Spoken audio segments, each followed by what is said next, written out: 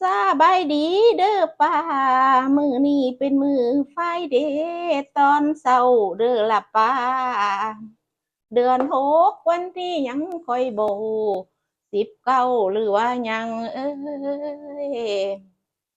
คอยสิแกงหน้องไม่ใส่เห็ดพอแกงใส่เห็ดใส่ปลาดุกพร้อมคอยเผาไหม้หนังมัน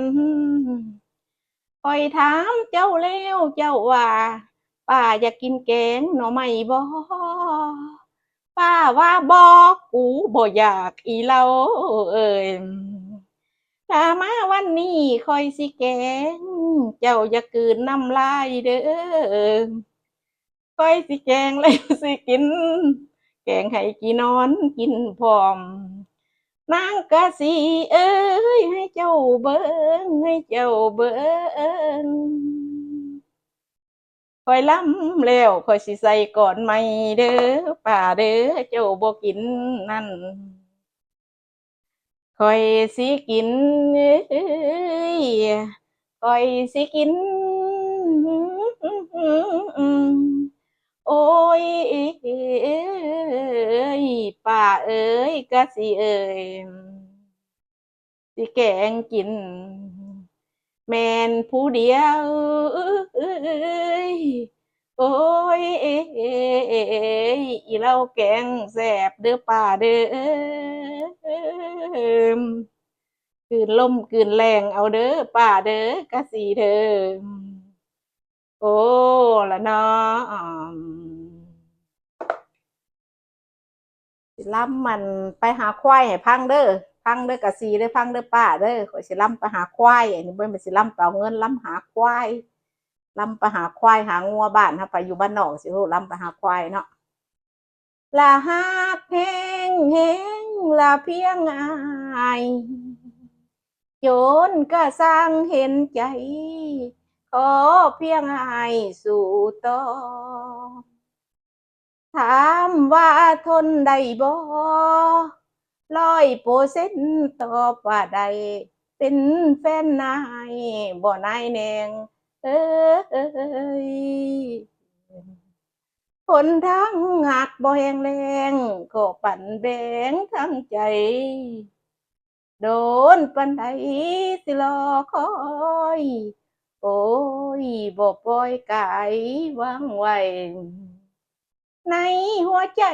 นักแน่นขอเป็นแฟนบ่เปิดหน้าเอ้ย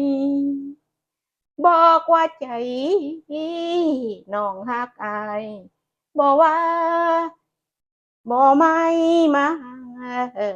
ยแม่นห่างลานาเป็นโอ้ยคนไข้เอพังอะเด้อพี่น้องล่ำปลาควายเถื่อกับบดถือเถื่อกับลงเด้อพี่น้องเด้อเพราะว่าเฒ่าแล้วทำจากล่ำเพราะว่าอยากล่ำเนาะป้าอ้าวตัวนี้แหละเด้อผู้เจ้าเอ้ยพอหอมปากหอมคอไปดีเด้อพี่น้องแกงหน่อไม้ก็เด้อนี่ปลาต้มเลยเด้อต้มมันสุกก่อนต้มใส่น้ำยานางนั่นแหละจะแง่งเขาก็ลงแล้วนี่ให้มันสุกสิ้นปลาก็สิว่าเขาเบื่อลงก่อนอื่นก็น้ำปลาแดกลงก่อนของกินเหล้านี่ขาดน้ำปลาแดกก็ได้เหมือนแกงหน่อไม้ตำมะฮุงมันว่าข้าวเหนียวถ้าคอยบอกว่าอยู่แล้วเรื่องข้าวเหนียวเพราะพวกคอยขาดข้าวเหนียวก็ได้เกิดมากินข้าวเหนียวกินเพียงกระบอกคือข้าวเหนียวตำมะฮุงลาบปลาเอ้ยซีมมันก็เด้อพี่น้องเด้อปลานี่มาซุกเลยซีมก่อนลาบปลาบอกแกงหน่อไม้ต้องให้ปุ๊กปลาแดกที่สองจองนี่ก็จังหวะข้าวมันจางเมื่อกี้เขาก็เอาเกลือใส่บันเอาใส่น้ำปลาด้วยพี่น้องใส่แต่เกลือก็ปลาแดกเพราะว่านี่เขาเบื่อมันพริก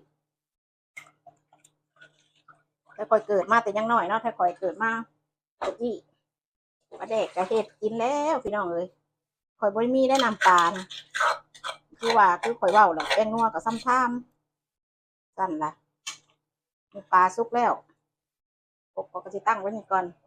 เห็นบ่เฮ้ยกะซีเห็นบ่ป้า ป้าแล้วว่าเราบอกกินเอ๊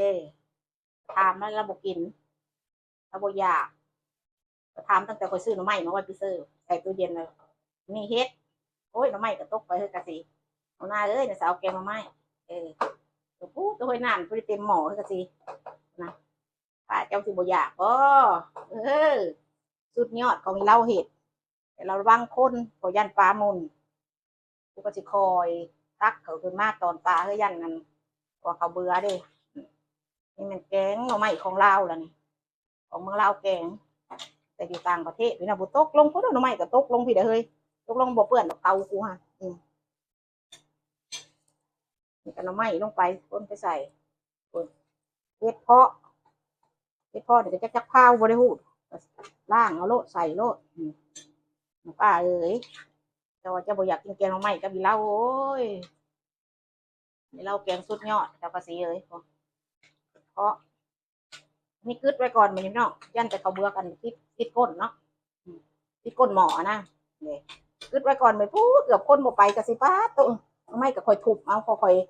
อยากทุบก็คือฮอดแม่ก็เจ็ดผ่าซีก็เห็นว่าไม่พัวนะก็ยันก็คือฮอดอีแม่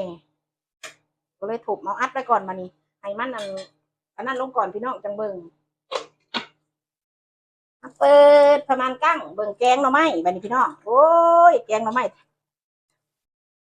แขวงสวรรณเขตเด้อบ้านตะขามแกงสุดยอดเรื่องแกงหน่อไม้ในบ้านนอกนี่โอ้ใหญ่มาน้ำหน่อไม้ใหญ่มาน้ำกบใหญ่มาน้ำเขียดพี่น้องเอ้ยเขียดก็หาเองคุดเองอึ่งก็ไปก้านเองปลากับน้องในมันขอนก็หาซะเอาเก็บพอนก็เก็บเองนี่ปลาดุกนี่ก็หางมเองเอ้ยพี่น้องเลย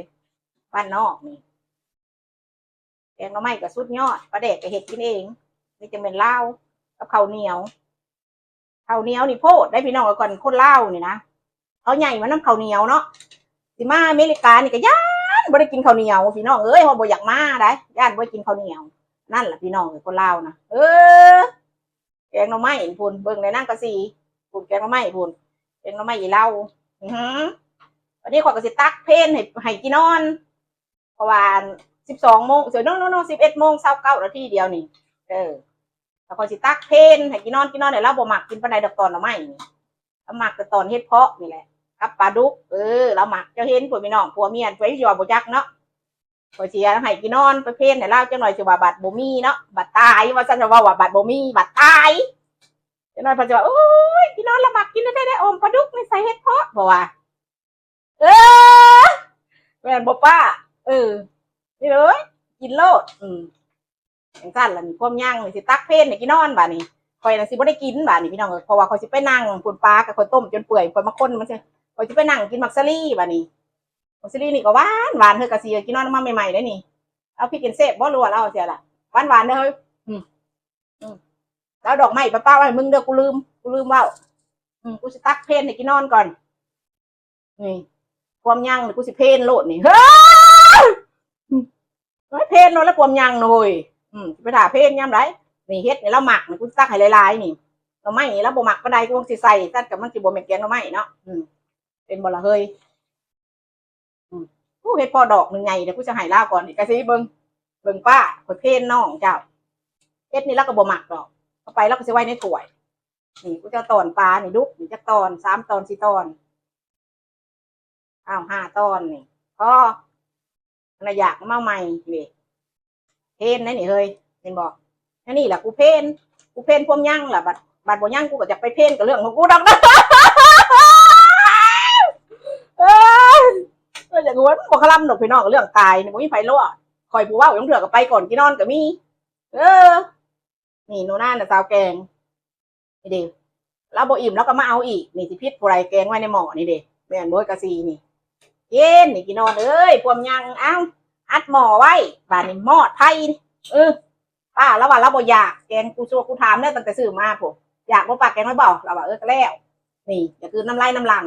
เอาเมื่อตัวนี้เลยเด้ออยู่ดีมีแห้งขอบใจผู้ใดมาเบิ่งเด้อแกงหน่อไม้อีเล่าแกงหน่อไม้แฟนสวรรณเขตแกงนั่นนี่แหละบ้านนอก